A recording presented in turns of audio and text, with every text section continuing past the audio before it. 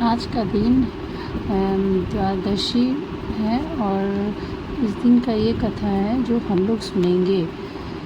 इस कथा जिसे सुनने मात्र से भगवान विष्णु की कृपा प्राप्त होती है, घर की नकारात्मक होती है और जीवन में सुख समृद्धि का आगमन होता है। कहते हैं कि जो भक्त श्रद्धा और नियम पूर्वक द्वादशी व्रत करता है उसके कई जन्मों के पाप नष्ट हो जाते हैं और भगवान नारायण स्वयं उसकी रक्षा करते हैं। भक्ति और भगवान की कृपा का जीवंत प्रमाण है। और स्मरण करें और द्वादशी व्रत की यह पावन कथा आरंभ करते हैं। बहुत समय पहले की बात है। एक छोटे से गांव में हरिदास नाम का एक गरीब ब्राह्मण रहता था। उसकी पत्नी का नाम तुलसी था। दोनों भगवान विष्णु के परम भक्त थे। उनके पास धन नहीं था, लेकिन मन में भगवान के प्रति अटूट श्रद्धा थी। हरिदास प्रतिदिन सुबह नदी में स्नान करता, तुलसी में जल चढ़ाता और भगवान विष्णु का नाम लेकर ही अन्न ग्रहण करता। लेकिन समय हमेशा एक जैसा नहीं रहता। धीरे धीरे उनके घर की स्थिति और ख़राब होने लगी। कई बार 2 समय का भोजन भी नसीब नहीं होता था। गांव वाले उनका मजाक उड़ाते।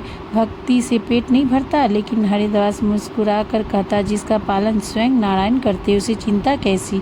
एक दिन एकादशी का व्रत था। हरिदास और तुलसी ने पूरे नियम से व्रत किया। रात भर भगवान का भजन करते रहे। अगली सुबह द्वादशी थी।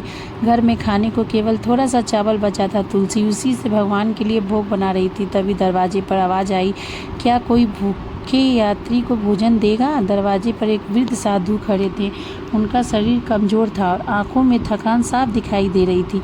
तुलसी ने तुरंत उन्हें अंदर बुलाया। हरिदास ने कहा, महाराज, घर में बहुत थोड़ा अन्न है, लेकिन जो भी है वो आपका है। साधु मुस्कुराकर उन्हें भोजन ग्रहण कर लिया। जिसने द्वादशी के दिन भूखे को भोजन कराया उसने स्वयं भगवान को भोजन कराया। इतना कहकर साधु चले गए, लेकिन जाते जाते उन्होंने कहा, कल सूर्योदय से पहले नदी के किनारे जाना। अगली सुबह हरिदास नदी किनारे पहुंचा। वहां उसने देखा कि पानी के बीच एक तेजस्वी प्रकाश चमक रहा है।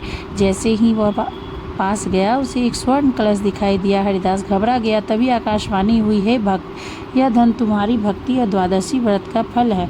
इसका उपयोग केवल अच्छे कर्मों में करना। हरिदास कलश घर ले आया। धीरे धीरे उसकी गरीबी दूर हो गई। उसने गांव में मंदिर बनवाया, गरीबों को भोजन करवाया और प्यासों के लिए कुआं खुदवाए। पूरा गांव आश्चर्यचकित था। उसी गांव में एक धनी व्यापारी रहता था, सेठ धनराज। उसने अपने धन पर बहुत अभिमान था। जब उसने हरिदास के चमत्कार के बारे में सुना तो बोला, ऐसे चमत्कार केवल कहानियों में होते हैं।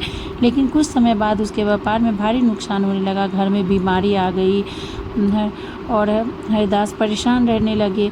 और हरिदास ने कहा, धन का घमंड मनुष्य को भगवान से दूर कर देता है। सच्चे मन से भगवान विष्णु की पूजा करना चाहिए। द्वादशी का व्रत रखो। सिंह ने वैसा ही किया। उसने पहली बार भूखों को भोजन कराया, मंदिर में सेवा की, भगवान के सामने सर झुकाया, कुंवारी कन्याओं का विवाह करवाया।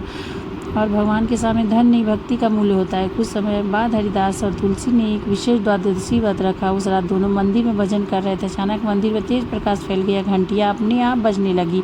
दोनों ने आंखें खोली तो देखा स्वयं भगवान विष्णु और माता लक्ष्मी उनके सामने खड़े हैं। भगवान विष्णु बोले, भक्त, तुमने सच्चे मन से भक्ति, दया और सेवा की है। तुम्हारे घर में समृद्धि बनी रहेगी। माता लक्ष्मी ने कहा, श्रद्धा और सेवा होती है वहीं मैं निवास करती हूँ। ऐसे भी जहाँ पे लक्ष्मी की पूजा होती है वहाँ तो लक्ष्मी जी निवास करती ही हैं।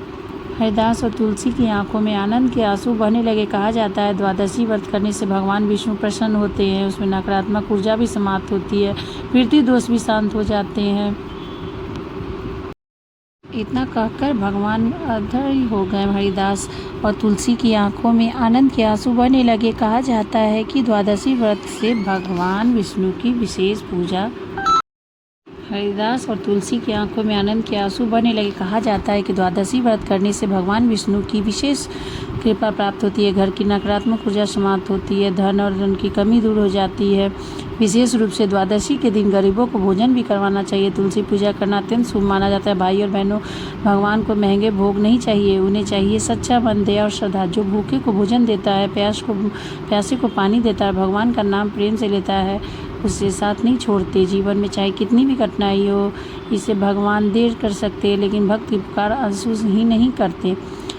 हे प्रभु श्री हरि विष्णु, हे माता लक्ष्मी, जैसे आपने हरिदास और तुलसी के जीवन को सुख और समृद्धि से भर दिया, वैसे इस कथा को सुनने वाले सभी भक्तों के जीवन में खुशियाँ ला दीजिए और उनका दुख, दरिद्रता, रोग, चिंता है उनके सभी कष्ट दूर कर दीजिए।